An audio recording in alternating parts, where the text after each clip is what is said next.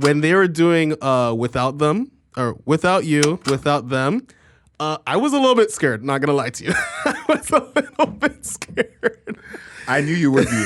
I had that in my notes too, so we'll get to that. I had that in my notes I was a little bit scared because...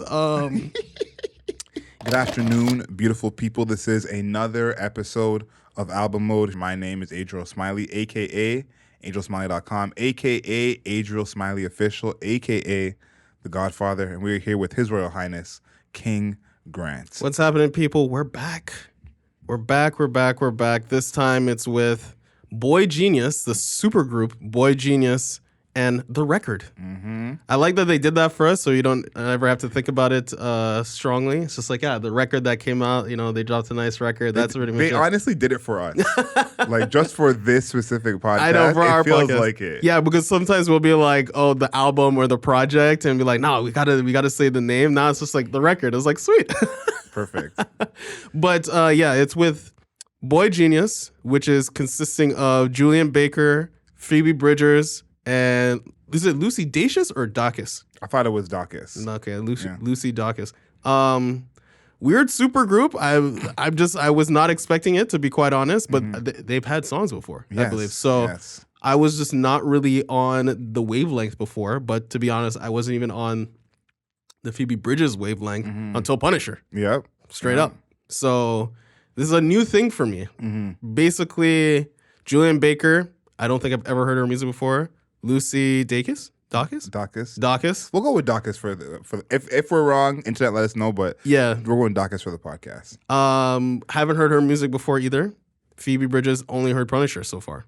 So it was really a new experience for me coming into this, and it's kind of part of the reason why we're doing this later than most. This album came out in March, the end of March. It is now the end of April. Yeah. But it's one of those albums that simmered. I feel like it came out, people were talking about it, and then people keep talking about it. Then you see it on the cover of Exclaim. Yeah, they're on the cover of Exclaim here in Canada.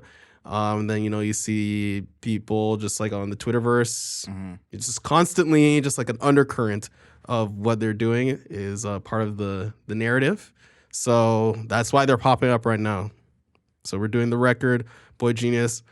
Adriel, how did you feel about BoyGenius or The Record coming into the? I was optimistic. They had released music before their self-titled EP. I think it's 5 years ago now. Yeah, it was like 2018 or something. So that is 5 years ago. Yeah, so it's like 2018 a part of me just kind of was surprised that they came out again, because a lot of times when these groups come together, they have a one-off, they do their thing, and then it's just over with.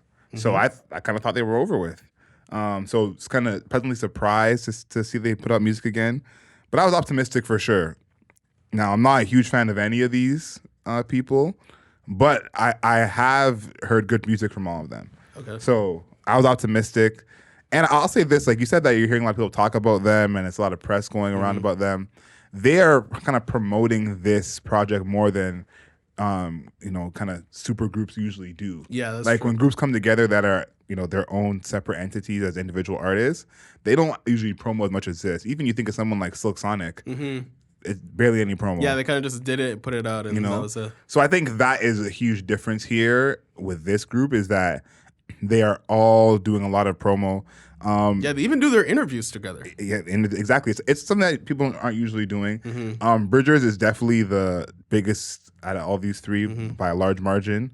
But I thought this was a good marriage musically. I thought there was some stuff here, some overlap that could work. So definitely excited for what this could have been. That's how I'll put it. Right. What this could have been is what I was excited for. Right. And then last note before we get started, recorded at the Shangri-La studio in Malibu in January of 2022.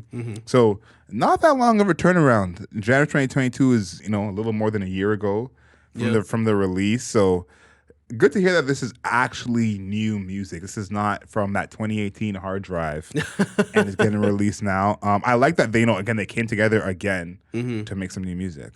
Yeah. So when it comes to BoyGenius and The Record, which I still love the name of, I'm basically just like eyes wide open. So with arms wide open. Yeah, when I started playing this record, basically I was just like, okay, whatever happens, you know. It's open-minded. Yeah, so I was really looking. That's why I was kind of looking forward to it because our pod, we do this where there's been times where only one of us has heard of an artist. I don't know if we've ever done a time where it was neither of us heard of the artist before. I don't think we have. But this for me was like brand new eyes. You know? Same for me. So when they were doing Without Them or Without You, Without Them, I was a little bit scared. Not gonna lie to you, I was a little bit scared. I knew you would be. I had that in my notes too, so we'll get to that. I had that in my notes. I was a little bit scared because it was getting a little like I don't even know, like a little like biblical a little bit, but it was also like a cultish. Like I wasn't scared in a spiritual sense. I was scared in a musical sense where I was like, I don't know if this is gonna go right for us, man. But that's just a one-off. You know, the rest of it they kind of turn around, especially at $20, which is right after. Yeah. Completely different vibe. And I was like, okay. Safe. Safe. I'm back. I can deal with this. But yeah, overall, when it comes to the sound of the project, the record, not the project, the record, I was impressed in some ways, but like with $20 or Satanist, that I really like. But otherwise, it was very run of the mill to me. Interesting. It felt like that to me. You know, even a song like Anti-Curse, which I like a lot. Yeah. You know, the guitar melodies, just like really, like all of the melodies are just like really simple. I've heard this in coffee shops before. I've heard it in just like I feel like I heard the songs already. You know, like whether or not it was in a movie, whether or not it was at a coffee shop, like I mentioned, or just like on the radio or something like that. It felt cookie cutter a little bit, right? Which is unfortunate. Because, go ahead. No, I can't really persuade you against that thought because there is a lot of stuff on here that feels cookie cutter. Okay. But I actually liked the intro, and I thought of you because I know how you feel about certain soft music. And you know, you like to get your sleep in, but you want the sleep to come when you're ready to sleep. You don't want the sleep to come when you're listening to a project. Right. But I thought I liked that intro because when I'm looking at production for this project specifically, I'm thinking more of the vocal arrangement more than the actual instrumentation. Because again, I'm not familiar with their voices. There are times when I can't really tell who's who and what's what. I can though. Lucy Dacus. It's Dacus. Yes.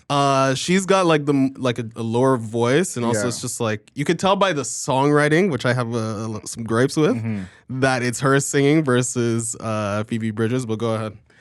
And I think that there are moments on here where I don't want to say it's boring, but it is very much like we didn't need this song. Yeah. Like the song's not bad, but it's like we could have lived without this, so to speak. So I'm kind of with you on that, where there are some moments on here where it's like, again, not necessarily like when you think a supergroup coming together, my mindset, and maybe this is irresponsible of me. Yeah.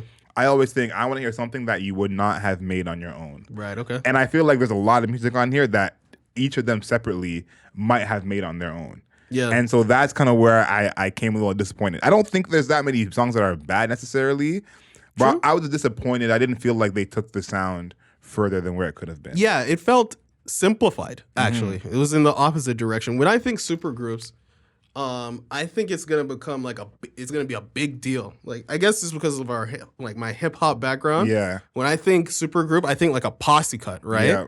Yeah. And, you know, something like Fucking Problems, right? Or One Train. That song is like, it's big, you know? It's like we have all the people that we could want. Let's do a big track. Let's make, you know, sure there's like multiple elements. We're gonna have people doing different verses, somebody ad-libbing somebody else's verse, and all that type of shit.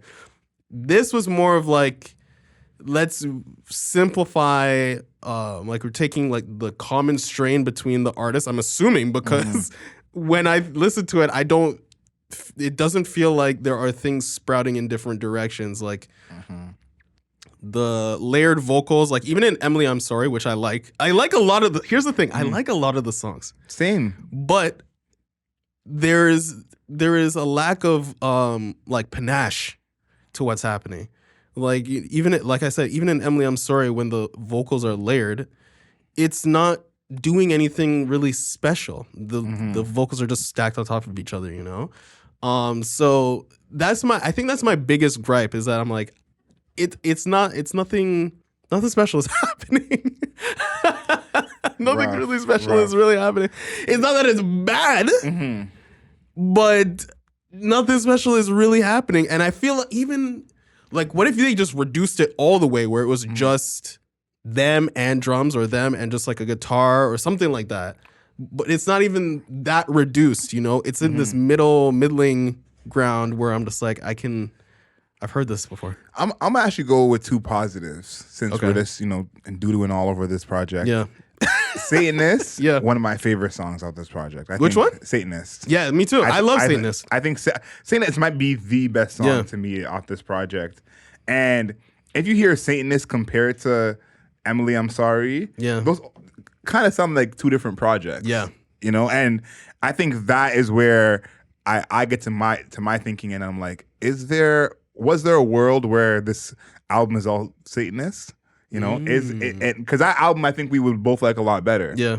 You know, than an album that is all Emily, I'm Sorry. So Satanist production wise, I like that song a lot. And I think what they did that works for this project, even though I think we're looking at a very critical ear. I think with a passive listen, we would, you know, play this all the way through and wouldn't really think twice. Yeah, absolutely. But with a critical listen, what they did do that works is the pace of a lot of their music.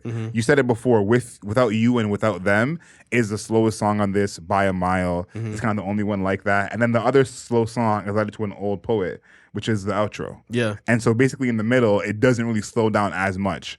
And it may not be as high energy as Satanist, which we like, but they keep a certain pace, which has it feel a little less boring. So those two things are a plus for me, but I think there's a couple songs like Satanist that I feel like, you know what, this would have been a way more dynamic album if this was where we lived. Yeah, like $20. Yes. That one, especially the outro, that is the outro that has the panache, where we got, you know, Phoebe's over here, Lucy's over here, Julian's over there. Where's more of that? Yeah, and like everything is just, you know, falling on top of each other. There's a little Susie and the Banshees, a little influence there, right? So I'm just like, you know, that's cool to me.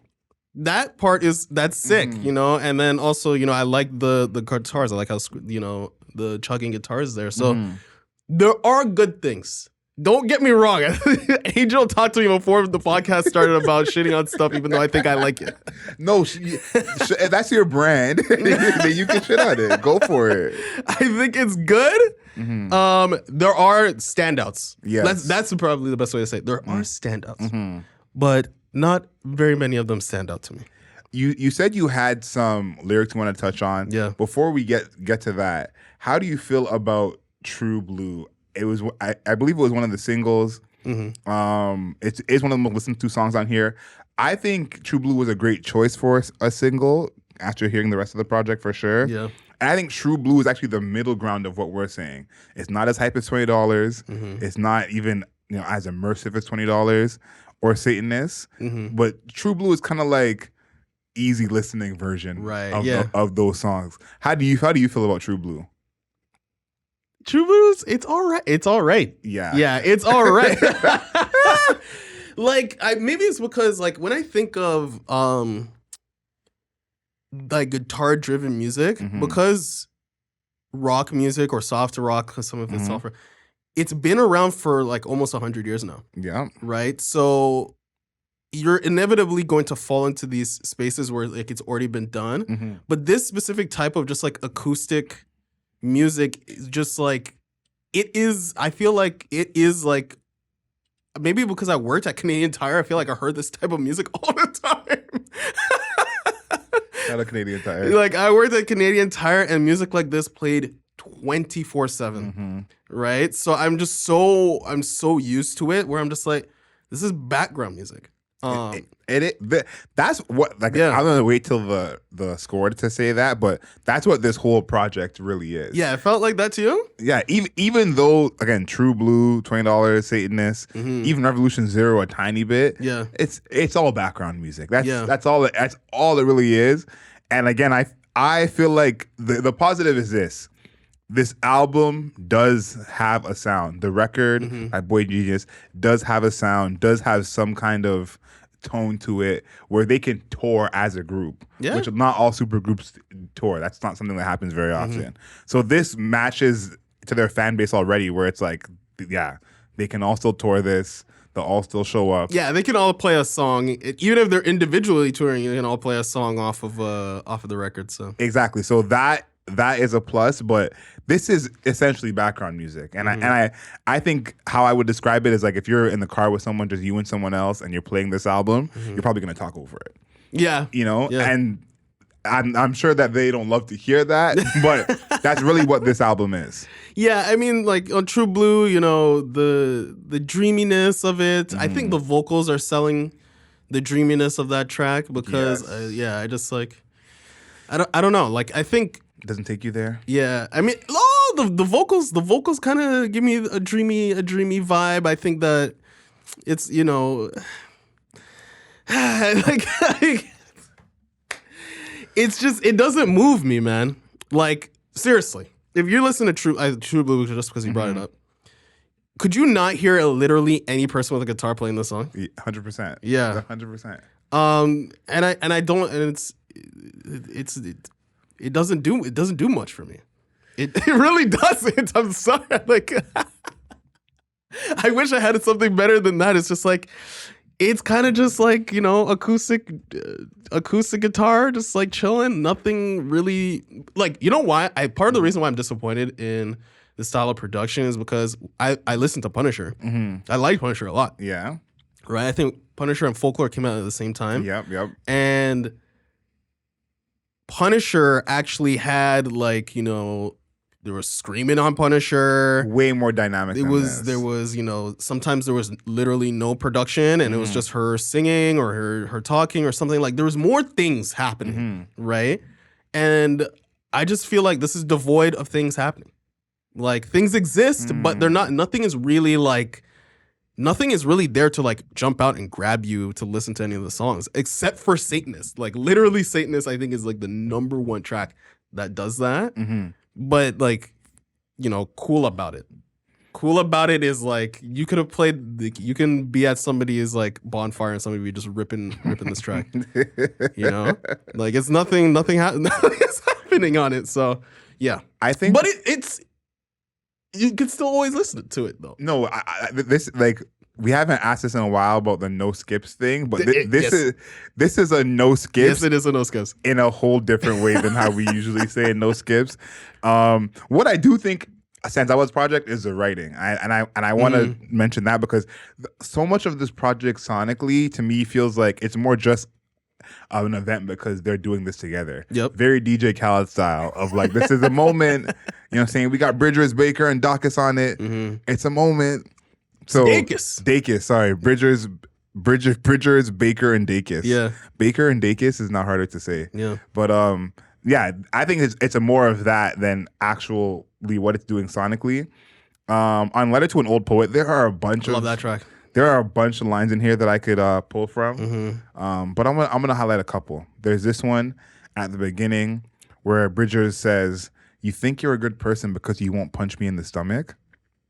I love that line. I love that line a lot. It's just a mentality of how many toxic people have. Yeah, and that's just what she's highlighting right there. Is like there's this always a unique way when it comes, whether it's writing in a song or just writing in general, there's always a unique way for you to paint a picture of what someone's feeling. And she does a good job of it here. And then in the chorus, they all say together, "You don't get to tell me to calm down. You make me feel like an equal, but I'm better than you. And you should know that by now. When you fell down the stairs, it looked like it hurt and I wasn't sorry." Like it goes on and on, but that just the energy of that chorus, you know exactly what that's about. And I think that the way that they highlighted that in this song it doesn't come off as bitter. I think those exact same lyrics, done a different way sonically, would come off as bitter. I felt the bitterness. You didn't feel the bitter? I felt bitter, but not outrage. Though. No, they're definitely bitter. Like I'm the deaf. These are definitely bitter. But I just think that's I think an active listen that we're doing for someone just enjoying the project. Oh yeah. I don't think they'd be. This is the bitter song. I don't think it gives that energy. So I love that juxtaposition of these lyrics are clearly getting at someone, clearly bitter, clearly upset. But the sonics of the song don't give you that energy. Yeah, I like the part where she's like, I saw you fall down the stairs, and I should have just left you there. That shit is so true. That's a bar. That's a bar. Should have left you there with my heart and my keys, right? The keys to my car. That's so good. I love that song. That's my favorite song written. That's my favorite song that was written on this entire thing. I think that the bitterness, love it. I love bitterness, and I also love clip it. I love bitterness. I love people who are upset. And I think that there's bitterness here. There's also like loss, like not like loss of a person, but more of loss of like people don't know what they're doing with their life. No, genuinely. Yeah, like, no, for real. On Emily, I'm Sorry, it's like headed straight for the concrete in a nightmare screaming. Now I'm wide awake, spiraling, and you don't want to talk. Just take me back to Montreal. I'll get a real job. You'll go back to school and we can burn out in the freezing cold and just get lost. Right? So, first of all, shout out to Montreal. Big shout out Montreal. But also the idea of just being like, yo, fuck this, I'll just get a real job. I'm like, I don't have to deal with this shit anymore. I'm just gonna chill over here. I don't care anymore. I don't care about anybody. I don't care about the tires screeching. People liars. I don't care. Just like take me back to Montreal and I'll just become like a clerk. I'll become like a Chandler where you just don't even know what my job is. Just behind the computer. The job is a Chandler. That's what to call it. 100%. And so I think that's cool. I think that they're highlighting like loss or like misunderstanding of like what life is like. They even mentioned here we go. Somebody I'm not. So Emily, forgive me. Can we make it up as we go along? I'm 27 and I don't know who I am, but I know what I want. Emily, I'm sorry. Snaps. 100%. Yeah, so there's like a lot, like a sense of loss I really like in this record. Yeah, because it's like I feel you can the loss songwriting feeds into the production. I feel like it's adding to the production. The production is being held up by the songwriting.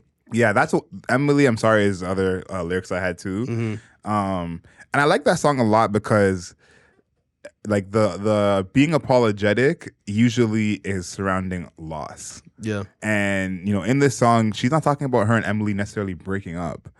She's more saying I just haven't been a good enough partner. Yeah. And I want to do better. Which I think usually when you hear the phrase or the tone of I want to do better, someone's cheated, it's the end of the relationship. So she's still in the thick of it, being like, I want to still be here and I want to do better. So good for her. Yeah. Self-reflective before the relationship crumbles. It's the end times. Yeah. It's like, wait, hold on a second. Like, like it can get to like, things are green and then yellow and then like an orange and then red. The flag is not ready yet. Yeah. But it's definitely not green. Yeah. She's like in the orange. She's like, hold on. Before, let me just. That's so funny. Before things break down, let me just chill out let me reflect for a moment.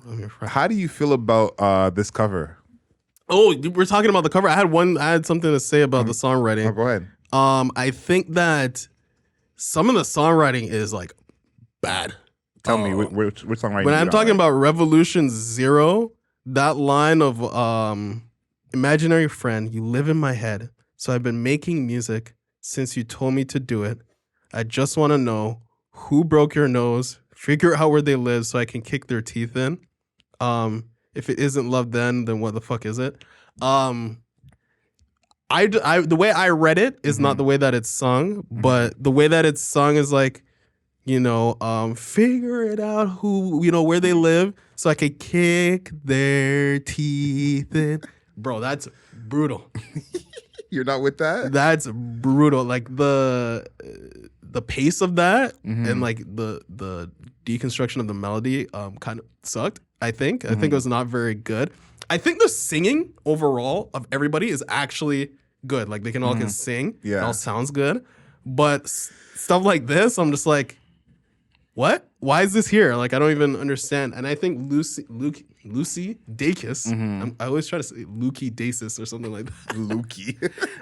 Lucy Dacus, her songwriting is kind of weak, bro. Like even in We Are in Love, right? I think her voice is awesome, right? But the story of it is too simplistic. Like I feel like she's directly telling you the story, sacrificing singing it, sacrificing any sort of imagery, sacrificing like everything just to get the particular words out that she wants to do. Yeah. So there's like a lack of I feel like almost like a lack of creativity that's happening there. Yes. But that's my issue with the songwriting. There are good parts, great parts even, right?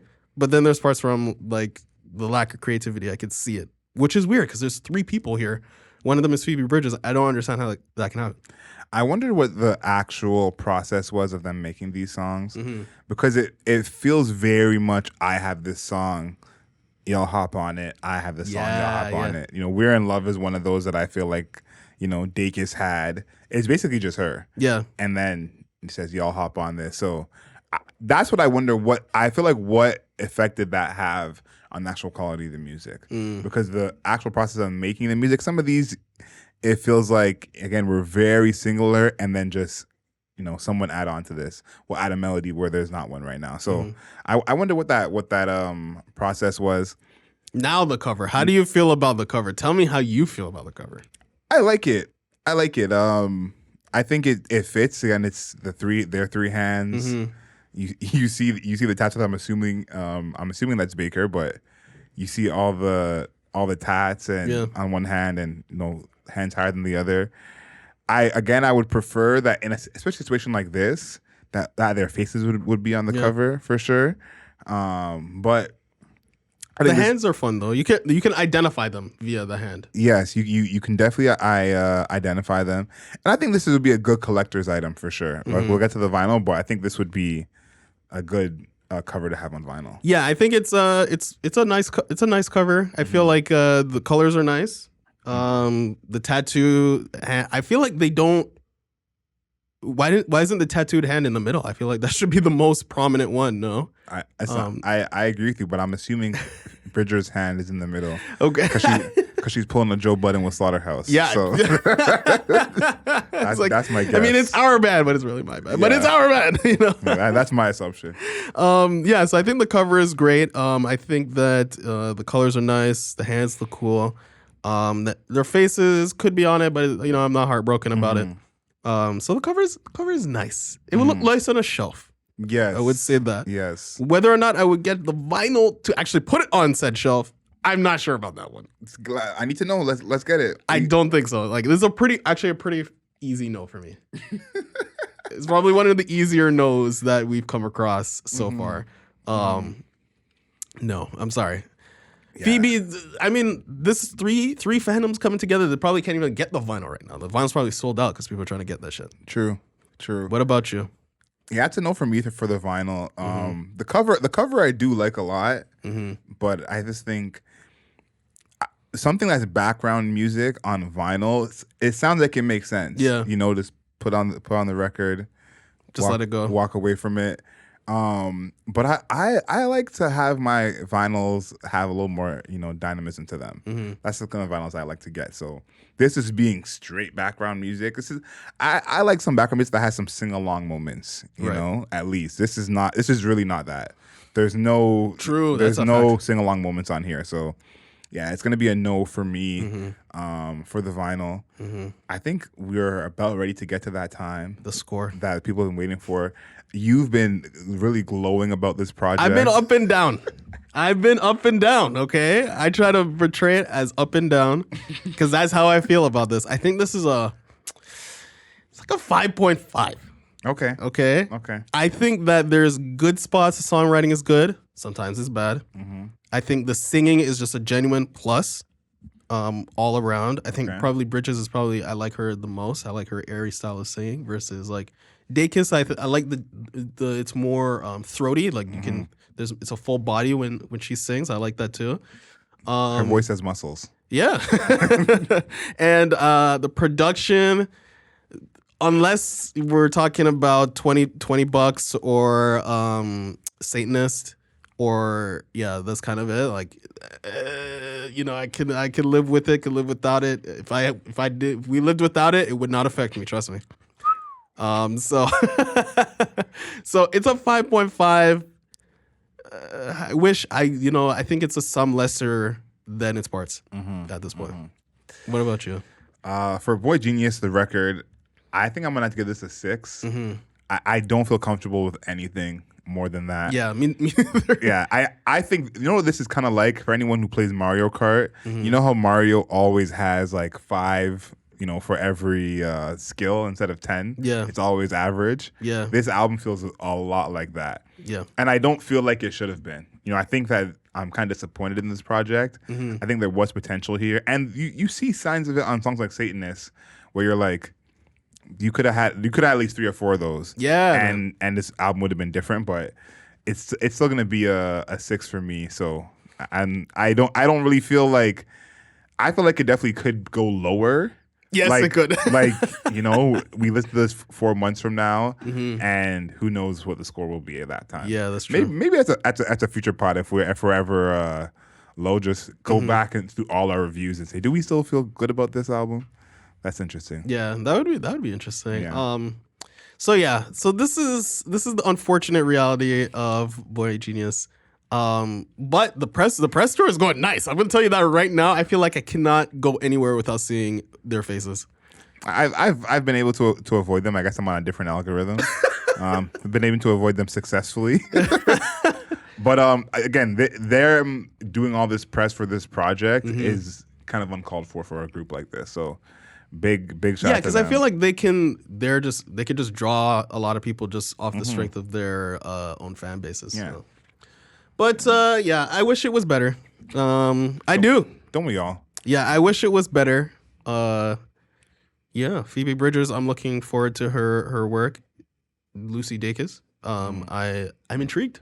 Yeah, I want to see what all of them do next. So Yeah. I'm very excited about that. If you've made it to the end of this podcast, you know what to do. Leave a rating and a review, 5 stars, not a single star less. Make sure you follow us on the interwebs at Album Mode Pod on Twitter, at Album Mode Pod on TikTok, at Album Mode Pod on Instagram, and most importantly, like, share, comment, subscribe at Album Mode Pod on YouTube.